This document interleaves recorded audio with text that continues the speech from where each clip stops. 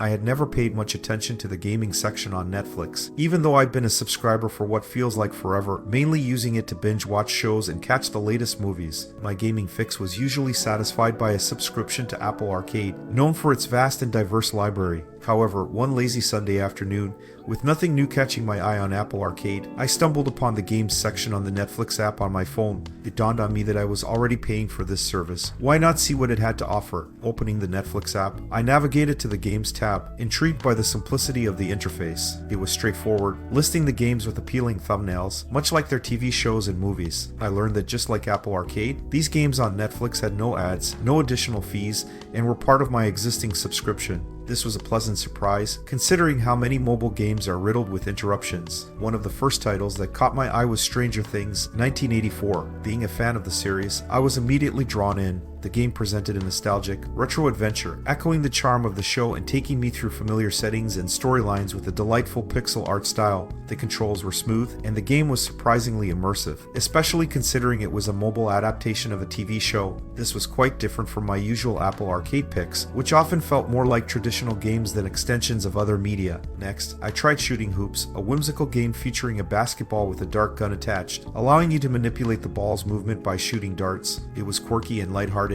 perfect for passing time without getting too involved. This type of innovative and casual gameplay was reminiscent of what I often enjoyed on Apple Arcade, though it felt fresh within the context of Netflix's lineup. Curious about something more strategic, I downloaded Teeter. This game tasked me with balancing a ball on a board, navigating through mazes without dropping it. The mechanics were simple yet challenging, providing a tactile pleasure and the kind of meditative focus I appreciated in many puzzle games offered on Apple Arcade. As I explored more titles, I realized Netflix's gaming catalog wasn't as extensive as Apple Arcade's, which boasts over 100 exclusive games. However, what Netflix lacked in quantity, it made up for in the quality and uniqueness of the experiences. Each game felt carefully curated, like they were chosen to expand on their entertainment universe, or to just provide a uniquely fun time without the pressure of high scores or competitive play. I spent the entire afternoon exploring various games, from the strategic depths of Asphalt Extreme, a rally racing game that rivaled some of the best racing games on Apple Arcade, to the narrative driven before your eyes, which cleverly used camera interactions to progress the story based on your blinks. This game, in particular, showcased an innovative use of technology similar to what I'd expect from high-end game developers focused on creating new gaming experiences. This dive into Netflix's gaming offerings led to an epiphany. The games were an extension of their brand, focusing on storytelling and unique gameplay, aligning seamlessly with their movies and series. It felt like each game was a continuation of their storytelling ethos, inviting you not just to watch but to participate.